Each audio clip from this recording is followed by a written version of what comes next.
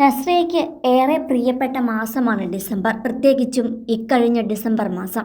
സൂക്ഷ്മദർശിനി എന്ന ചിത്രത്തിന്റെ വിജയവും അനിയന്റെ വിവാഹ നിശ്ചയവും സ്വന്തം ജന്മദിനവുമെല്ലാം ഒന്നിച്ചെത്തിയ നിമിഷം. എന്നാൽ ആഘോഷങ്ങൾക്ക് തിരശീല ഉയരവെയാണ് പെട്ടെന്നൊരു നാൾ നസ്രിയ എല്ലാവരിൽ നിന്നും അപ്രത്യക്ഷയായത്. പിന്നീട് മാസങ്ങൾക്കിപ്പുറം നസ്രിയ രംഗത്ത് വന്നത് ഇക്കഴിഞ്ഞ മാസങ്ങളിലും ഇപ്പോഴും താൻ അനുഭവിക്കുന്ന വേദനകൾക്കും കണ്ണീരിനുമിടയിലെത്തിയ സന്തോഷ വാർത്തയുമായും എല്ലാവരോടും ക്ഷമ ചോദിച്ചുകൊണ്ടുമാണ്. എല്ലാവരും നന്നായിരിക്കുകയാണെന്ന് കരുതുന്നു. ഈ നിമിഷത്തിൽ നിങ്ങൾ എല്ലാവരുടെയും ചെറിയൊരു ശ്രദ്ധ ഇവിടേക്ക് ക്ഷണിക്കുകയാണ്. കഴിഞ്ഞ കുറച്ചു കാലമായി എന്റെ അസാന്നിധ്യം നിങ്ങളും ശ്രദ്ധിച്ചിട്ടുണ്ടാകും. നിങ്ങൾക്ക് എല്ലാവർക്കും അറിയുന്നത് പോലെ സജീവമായൊരു സംഘടനയിലെ അംഗമാണ് ഞാനും. എന്നാൽ കഴിഞ്ഞ കുറച്ച് മാസങ്ങളായി ഇമോഷണലായിട്ടും വ്യക്തിജീവിതത്തിലെ വെല്ലുവിളികളുമൊക്കെയായി വളരെ ശ്രമകരമായ അവസ്ഥയിലൂടെ കടന്നു പോവുകയായിരുന്നു. നിലവിലും അതേ അവസ്ഥ തുടരുകയാണ്.